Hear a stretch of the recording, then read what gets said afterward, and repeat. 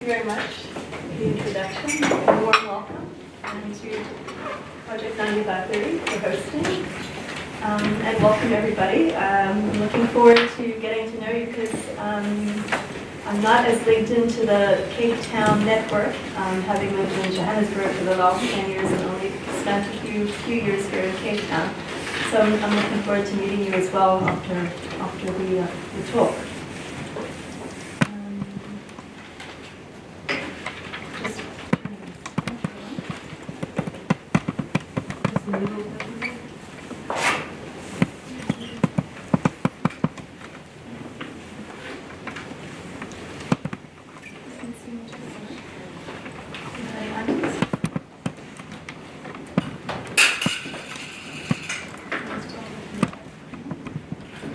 Oh, it's this is just the back. Okay. It's been a slow morning, everybody, so please excuse me. Right, so I'm going to be focusing on finance for development. I can't say that I'm an expert, but I'll do my best. And there are many people in this room that I've worked with, well, a few people, from African Monitor, and we have a post-2015 working group that has also engaged, CSO working group that's also engaged in a bit of work around finance for development. But just in terms of,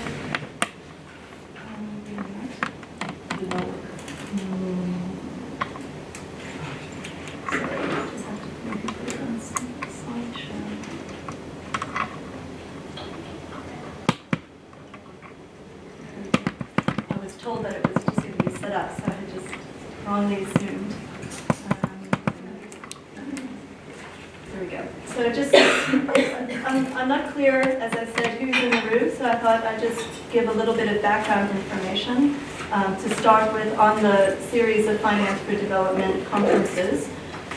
Also focusing on the key issues and negotiations, looking at it from a perspective of civil society and South Africa.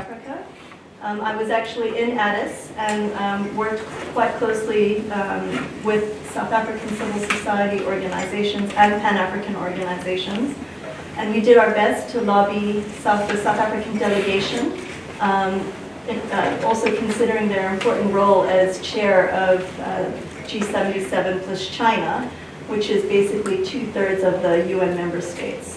Quite a big portfolio and a key role. And then I'll focus on a few different perspectives on the Africa Action Plan agenda, including the African group, which was a strong CSO lobby force there, looking out for the priorities of the African continent with respect to finance for development, and a few ways in terms of the way forward. So just briefly to talk about the three conferences, including Addis. The first Finance for Development meeting was held in 2002 in Monterrey, Mexico. And so at this meeting, it was viewed as a turning point in terms of the development cooperation approach. And it was the first UN-sponsored summit-level meeting to address key financial and related issues in relation to global development. And so they came out with the Monterrey Consensus, which was viewed as a landmark global agreement between developed and developing countries.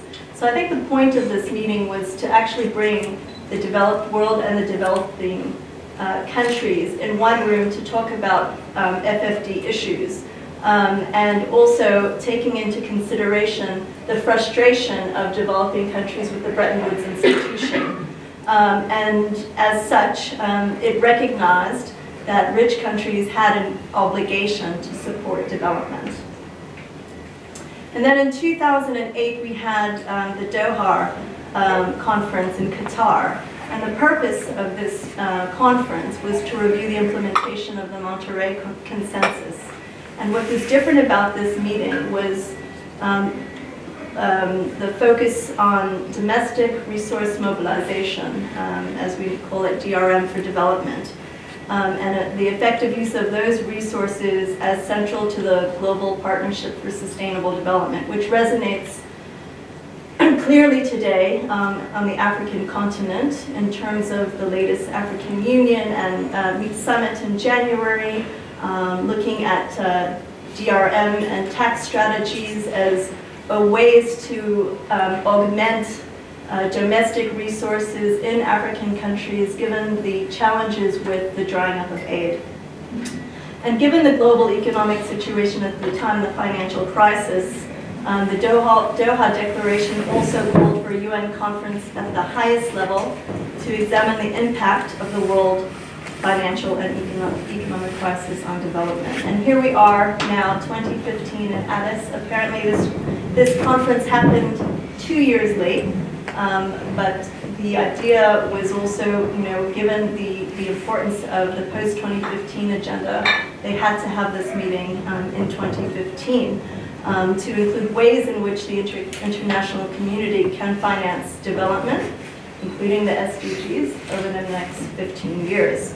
And some of the key issues, at least some of the issues that Oxfam has been focused on, but there are many others, included aid, tax, climate finance, and private investments, all with varying degrees of emphasis. And the fact, and then the UN perspective in terms of the unique features in Addis was in contrast to previous conferences, that it was taking into consideration the 3 dimensions of economic, social, and environmental areas, so being the SDGs in an integrated manner.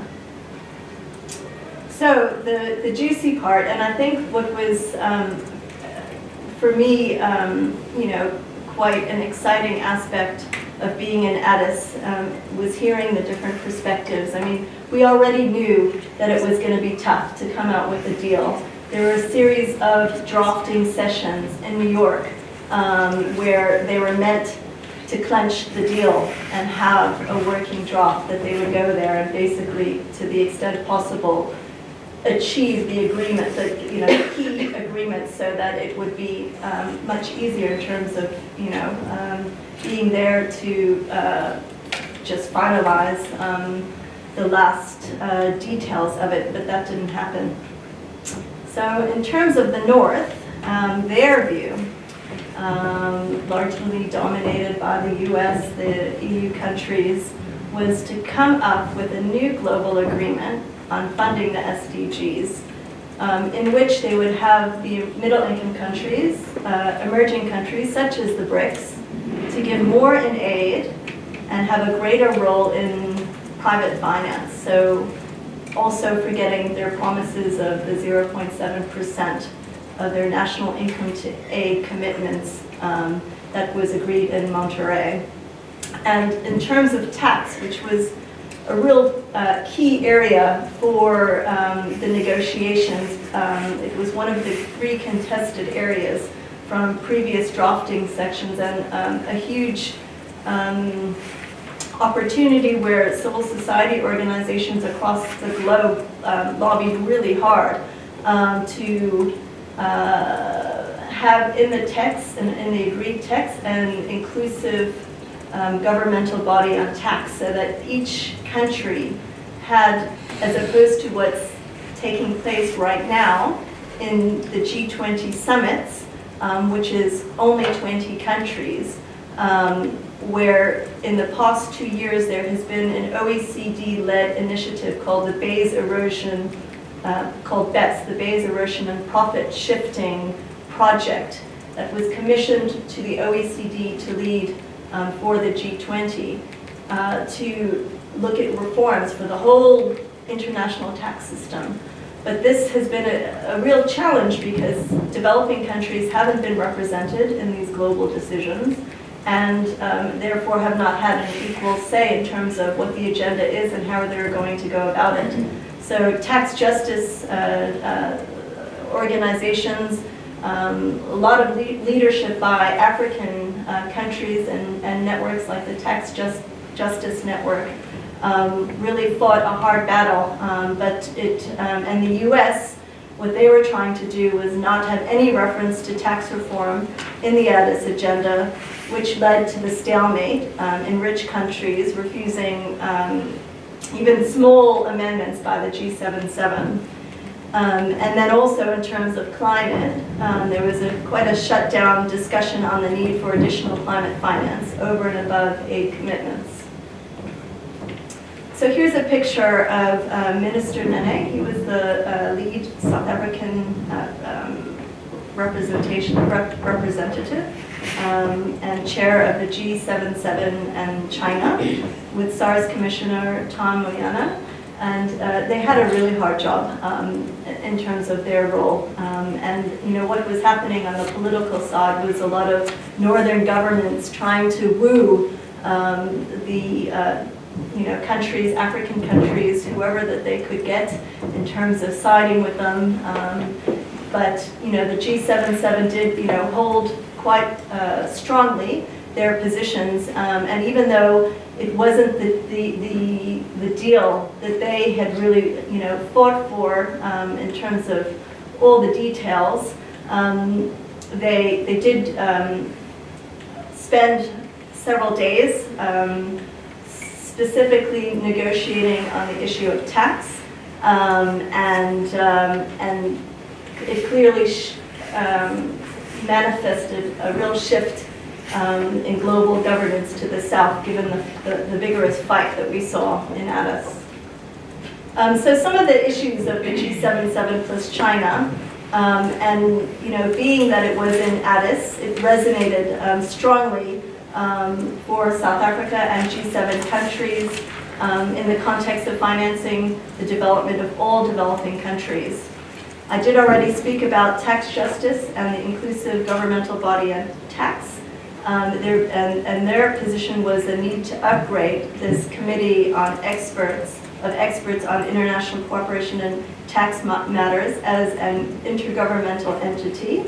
And this was critical in terms of the need to curb international financial flows out of developing countries. For South Africa and the African Union, this was a very strong point. And upholding common but differentiated responsibilities. So while reiterating the importance of North-South cooperation and South-South cooperation, South-South cooperation is not a substitute for, but rather a complement to North-South cooperation. And for G77 plus China, it's important not to dilute the importance and centrality of North-South cooperation. And then in terms of ODA, Overseas Development Assistance, based on North-South cooperation, should be maintained, and based on quantified and time-bound targets that are consistent with MDG 8. And then in terms of the means of implementation, the G77 position was to maintain a separate track for the FFD that was separate from the SDGs and the UNFCCC. And climate finance is an obligation of industrial countries under UNFCCC agreements. And that was really, for the majority, a big reason why climate finance wasn't addressed. The view from South Africa and G77 was that, given the challenges and the politics at this FFD conference, their view was that northern governments or the North would get away with their commitments that they viewed should be rather negotiated in the correct fora, and that this wasn't the place. And they felt, in terms of their perspective, that negotiating climate finance, that they would be in a weaker position. And then also assisting developing countries to industrialize and develop in a manner that creates decent employment. So these are, if you wanted to find out a little bit more about this, was highlighted in an SAG77 speech. And then this was a specific text, paragraph 29, where there were basically 3 days of negotiations specifically on tax, and especially this paragraph in terms of how the international community would deal with tax reforms and issues of illicit financial flows. So, you know, at the end, as much as the G77 was in agreement with civil society in terms of the real need to push for an inclusive tax body, if this almost was a deal breaker in terms of you know, having consensus at the end of the day. And so they had to find a small ways of working, and it was not ideal, but everybody wanted a deal at the end, and nobody wanted to be responsible in terms of taking the blame for you know, not having something. And then in terms of the Ethiopian government, there was a lot of concerns of you know, Ethiopian as host, you know, to really not hold strong some of the G7 positions, and they played quite an important role. And what was involved was actually, you know, day, morning, afternoon, late night, morning meetings where, you know, the Ban Ki-moon would be taking specific countries behind closed doors, be working very closely with Minister Nene because there was no move, and we were all not knowing where this was going to go out. And so, you know, this is a stunt in the UN building. If you're not at the table, you're on the menu, and calling for a UN tax body. To the extent where civil society representatives were giving out chocolates to try and sweeten the deal, and you know, doing everything that they could to get any kind of attention, and to know that civil society was there, and their constituencies, what they wanted was for the for South Africa, G77 plus China to hold strong, to not, you know, not let the northern governments trample all over them. And so lots of tactics were used in different ways. And then, you know, given the importance of sustainability and climate change, I had mentioned it already, but unfortunately, and given the stance taken by South Africa G77, there was no progress for climate finance, even though we would think that this would be, you know, an important place to try and increase commitments on climate finance. And the key issue is that currently 17% of ODA is considered as climate finance. And in the meantime, rich countries will continue talking about increasing climate finance, but will continue to include it in ODA. And that, you know, in terms of, and that we need climate finance over and above the 0.7 commitment for ODA.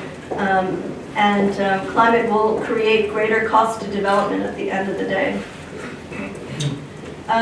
In terms of the role of the private sector, I wasn't going to cover this. I think I'll go back to this because of time. But these are, you know, Oxfam's views about the concern. There was a lot of, there's a lot of private sector reference in the document, and northern governments wanting to push private sector. Even though it's true, it is very relevant, but in the terms of PPPs, and you know, the idea is also to ensure that while it is private sector investments are important, FDI is important, it shouldn't be at the expense of public finance. And then just a little bit more perspectives for civil society in working with South African organizations. These are just some of the activities that South African civil society organizations engaged in. There was a civil society forum the weekend before and a communique. There was a strong and thriving civil society Africa group, including a WhatsApp where you'd receive almost thousands of messages in one day. We also created a WhatsApp group for South Africa.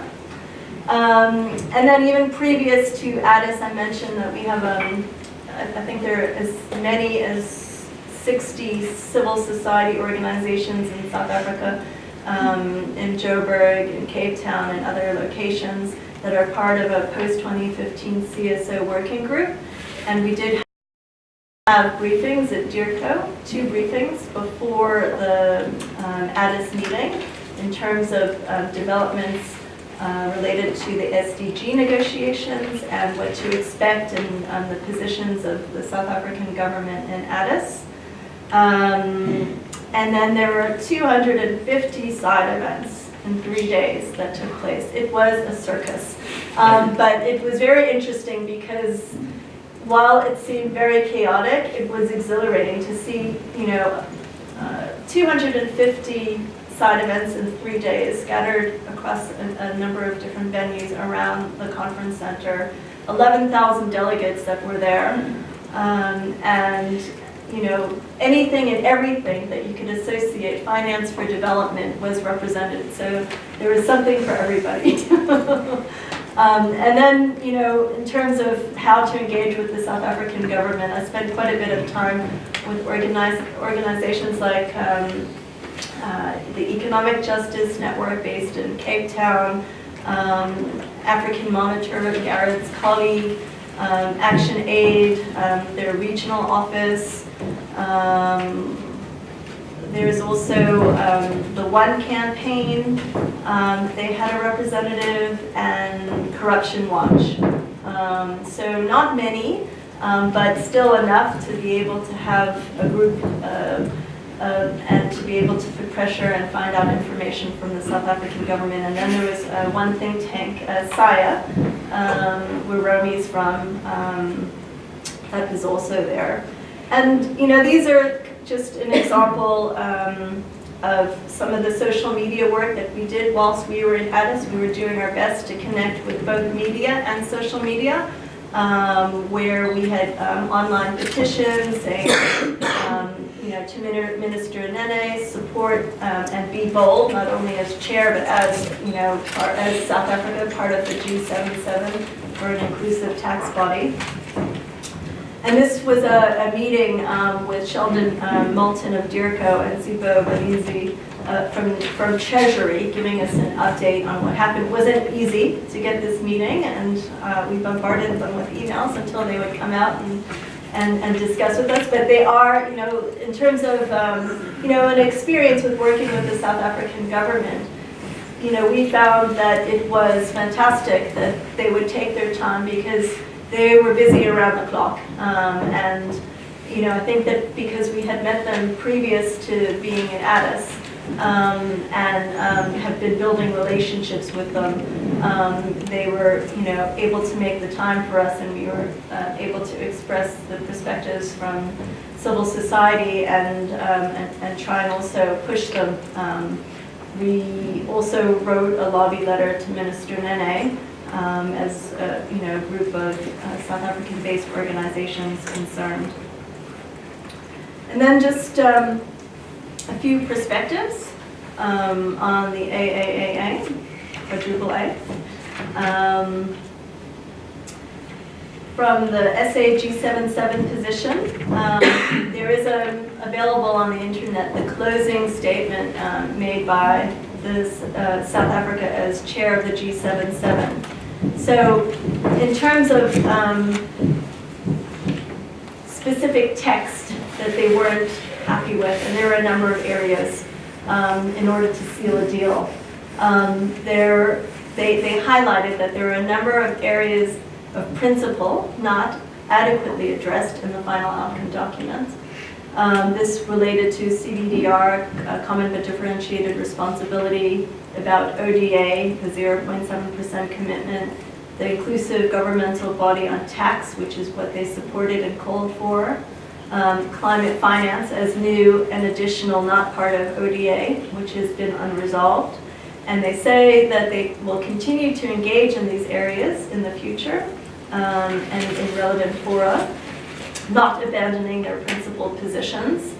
And they were seized with the importance of ensuring global partnership for development is adequately resourced for future generations. So that was a closing statement by Ambassador Kingsley Mabola, who's the permanent representative for South Africa to the UN group of G77 in China on the 16th of June. And then I mentioned that there was a CSO Africa group, and they also delivered a communique. And there were some positives and negatives being the losses. So in terms of positives, they were pleased with the commitment to secure social services packages for all, upholding the infrastructure platform, technology facilitation mechanisms in terms of defining it according to the need for Africa. And also, while we didn't get an inclusive body on tax, there are more developing country experts in the subcommittee meetings on tax matters. And then in terms of the losses, not getting this inclusive body on tax with the one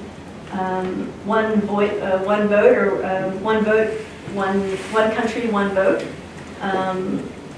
Failure to obtain commitment on the full operationalization of CDBR, fundamental to the Rio Principle, and increasing instrumentalization of women empowerment as good for growth in the perspective of FFD, but at the expense of reinforcing women's empowerment as an end in itself. And then on some controversial points, paragraph 19 on the status of the Addis outcome, where EU and other northern governments still insist that the Addis outcome should be the means of implementation for post-2015. It should rather be complementary. And the Addis Action Plan relates to a separate and full process that cannot be replaced by the post-2015 means of implementation.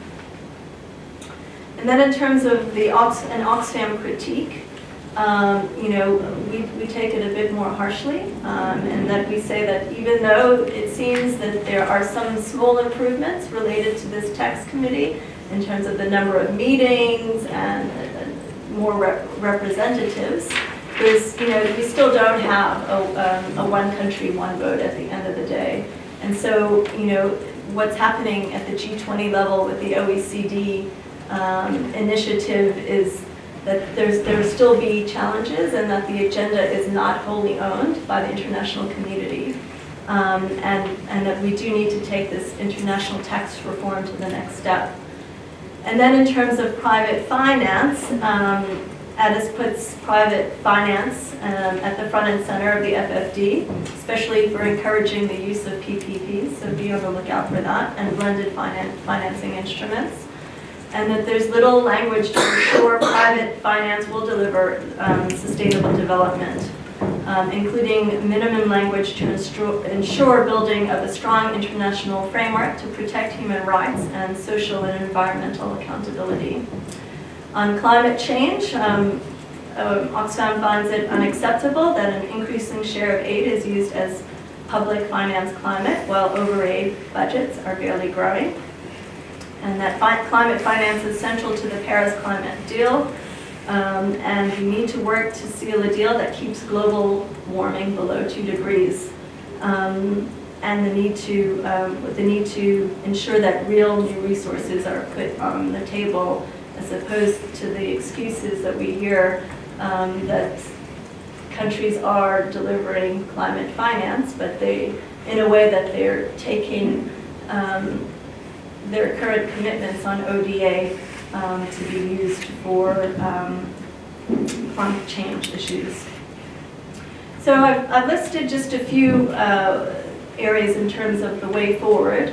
There are many more, but just what I could think of for now, but obviously it will involve quite a lot more strategy, working with partners and allies, and including national governments. There is a recommendation from the Africa group, given the failure of the Addis outcome document to fully deliver on African priorities. This means that Africa should better use Agenda 2063 as the basis of its engagement with global processes. And the positive ones should be operationalized to ensure any arising opportunities are taken advantage of.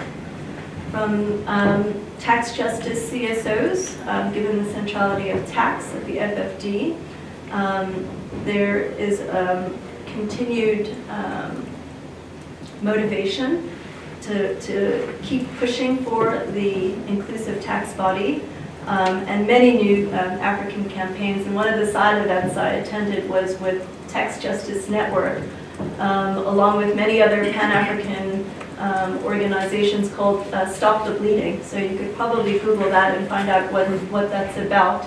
But it was quite interesting in that there was, it was linked to also the AU high-level panel on illicit flows, which included Thabo and Becky as the main key speaker, and 4 additional presidents from the African continent to highlight, this important issue of illicit financial flows. So I think that there'll be a lot more work to be done in that area, in partnership with leaders like Thabo and Becky and the AU, etc. And then in terms of next milestones, we have the post-2015 summit that's coming the 25th to the 26th of September. The UNGA, Ban Ki-moon is apparently going to have a climate launch. I think that's meant to say launch. Sorry about the lunch. Maybe they'll also provide lunch. But we don't have more details around that. There are 2 additional UNFCCC intersessionals in September and then in October. And then, of course, the actual UNFCCC in Paris at the end of the year. And then just to say lastly about the post-2015 agenda, the outcome document, which is entitled Transforming Our World, the 2030 Agenda for SDGs, has for the September post-2015 summit has been adopted. It was adopted on the 2nd of August, following 7 months of negotiations. There will be a need to utilize and to contextualize the SDGs in our national context and follow up with government. And I think, though we've been working, the post-2015 group has given position documents to DIRCO. I think the next steps is also, I didn't mention in terms of the post-2015, though we have this outcome document, there's still the opportunity to influence this document in terms of global indicators. And Stats SA is leading this work for South Africa. And they're also quite a leader in terms of the African continent, in terms of convening meetings with other, African statisticians. So that is one way still, because you have this outcome document that has 17 goals and 169 targets, which is quite vast. But the way to actually make them more meaningful is actually, through work on the indicators, both at the global level and at the national level. And our working group is cross-sectoral, and will have the opportunity. We have already submitted some proposals to Stats SA in terms of global indicators. But it is quite technical. It's not a lot of work that people can engage with at that technical level, but it is still a significant part of the process. And then with that, in terms of developing national plans and indicators, there is a need to mobilize civil society, to hold duty bearers to account. And this could be, again, potential work being done by the post-2015 Working Group Initiative. Thank you very much.